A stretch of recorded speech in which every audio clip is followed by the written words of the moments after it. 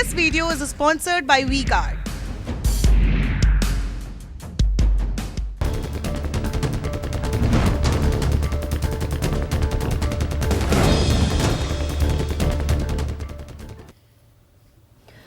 प्रणाम, मैं गरिमा सिंह।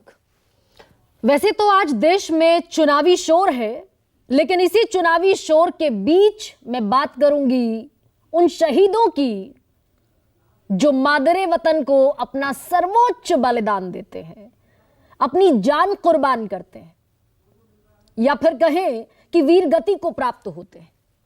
उन शहीदों की बात करूंगी और बात करूंगी उन वीरांगनाओं की भी, उन माओं की जो अपने कलेजे के टुकड़ों को सरहद की निगहबानी के लिए भेज देने का साहस जुटाती हैं, जिनके बेटे अपने फौलादी सीने आतंकियों की गोली के सामने अड़ा देते हैं ताकि ये देश महफूज रहे, इस देश की सरहदें महफूज रहें, इस देश का कल महफूज रहे।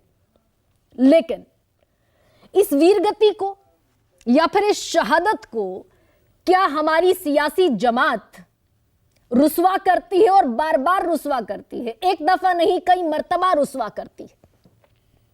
यह मैं क्यों कह रही हूं? क्योंकि कल से एक वीडियो जहन में अटका हुआ है। उस वीडियो में शहीद कैप्टन शुभम गुप्ता की मां की चीत्कार है, गुहार है, और वो गुहार क्या है कि बेटे की शहादत पर रुपयों की, चेक्स की प्रदर्शनी न लगाई जाए।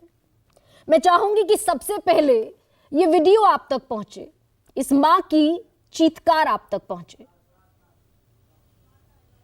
ये मेरे ये प्रदर्शनी मत लगा पाए, मेरे प्यारे बेटे को बुला दो भाई, मैं क्या करूं? ये मेरे ये प्रदर्शनी मत लगा पाए, मेरे प्यारे बेटे को बुला दो भाई।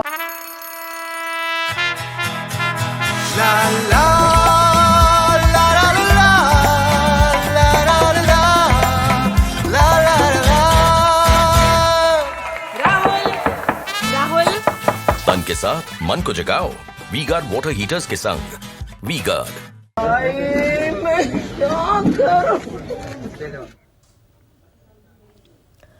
ये मां निढाल है, बेहाल है। 26 साल का बच्चा खोया है, जिसने महज एक हफ्ते पहले यह कहा था कि 1 हफ्ते में लौट कर आऊंगा।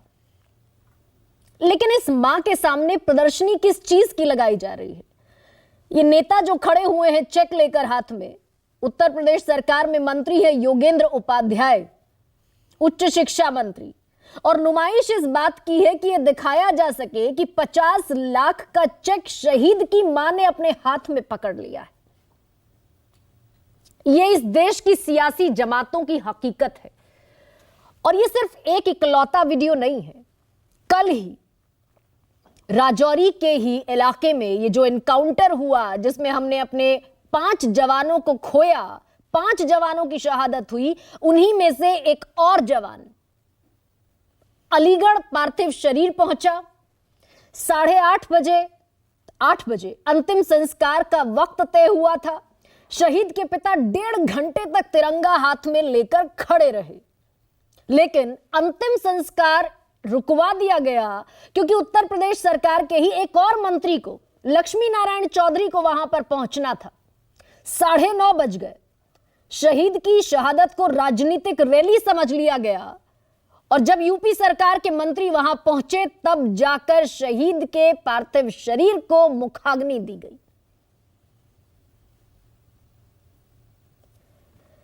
ये स्थितियां हैं कि पैसे की नुमाइश, शहादत का मोल लगाने की कोशिश और संवेदनहीनता या कहें संवेदना शून्य हो जाना, इन 2 तस्वीरों ने सिखाया और दिखाया। करगिल के शहीद कैप्टन विजयंत थापर की मां की बात याद आती है। विजयंत थापर की मां ने कहा था कि एक सैनिक जब देश के लिए शहीद होता है तो वो पैसे के लिए जान नहीं देता, वो देश के कल के लिए अपना आज कुर्बान करता है, अपना आज न्योछावर करता है। और इस देश की फौज, जिसकी शहादत पर हमारे सियासी जमात, हमारे नेता नुमाइश लगाते हैं, प्रदर्शनी करते हैं, एक दूसरे से कंपटीशन करते हैं, उस देश की फौज का गौरव पूरे विश्व में क्या है, यह भी मैं आपको बता दूं। हम विश्व की ताकतवर फौजों में शुमार हैं। चोटी के 4 देश जिनकी फौजें बड़ी ताकतवर कही जाती हैं, उन चोटी के 4 देशों में 145 देशों के भीतर हम अपना रुतबा रखते हैं, अपना रौब रखते हैं। और इस देश ने आजादी के बाद 5 मर्तबा युद्ध लड़े। 1948 में लड़ा पाकिस्तान के खिलाफ, 441 दिन तक युद्ध चला, जीते। 1962 में लड़ा चीन के खिलाफ, यह युद्ध चला था 32 दिन। इसमें भी भारतीय सेना ने अपनी जान झोंकी। तीसरा युद्ध हमने लड़ा 1965 में पाकिस्तान के खिलाफ, 50 दिन तक चला। और उसके बाद 1971 में एक और युद्ध लड़ा पाकिस्तान के ही खिलाफ। पाकिस्तान के 2 टुकड़े हुए बांग्लादेश को अलग कर दिया गया। इंदिरा गांधी उस समय प्रधानमंत्री थी। और 5वां जो युद्ध लड़ा गया, अंतिम युद्ध 1999 में, जिसे हम कारगिल युद्ध के नाम से जानते हैं, 85 दिन चला था और झंडा गाड़ा था भारतीय फौज ने एक बार फिर अपने शौर्य का, अपने अभिमान का और अपने स्वाभिमान का। लेकिन इस देश में फौज के नाम पर सियासत या नुमाइश क्या एक न्यू नॉर्मल है? क्योंकि याद कीजिए, उरी की घटना के बाद 2016 में जब सर्जिकल स्ट्राइक इस देश की सेना ने की, डीजीएमओ ने, यानी कि directorate general of military operations के हेड ने बाकायदा प्रेस कॉन्फ्रेंस करके यह बताया कि हमारी सेना ने सर्जिकल स्ट्राइक की है। तब इसी देश की सियासी जमात ने वीडियो सबूत मांगे थे और यह कहा था कि यह फेक एक्सरसाइज है। मैं सिलसिलेवार तरीके से आपको बता देती हूं। दिल्ली के मुख्यमंत्री अरविंद केजरीवाल ने भी उस समय यह कहा था कि सबूत कहां है कि हमने सर्जिकल स्ट्राइक को अंजाम दिया है। संजय निरुपम, कांग्रेस के बड़े नेता, उन्होंने भी सर्जिकल स्ट्राइक को फेक बताया था। पी चिदंबरम ने भी कहा था कि वीडियो सबूत दिखाइए, क्या भरोसा कि हमारी देश की सेना ने सर्जिकल स्ट्राइक की है। और यह लगातार चला। 2019 में भी जब बालाकोट स्ट्राइक हुई, उस पर भी सबूत मांगे गए। राहुल गांधी ने 2016 में कहा था कि प्रधानमंत्री नरेंद्र मोदी खून की दलाली करते हैं, सैनिकों के खून की दलाली करते हैं प्रधानमंत्री नरेंद्र मोदी। यहां तक भी आलम पहुंचा। अलावा इसके, बालाकोट की जो सर्जिकल स्ट्राइक हुई पुलवामा अटैक के बाद, उसको लेकर एक बयान देश के प्रधानमंत्री का भी आया था।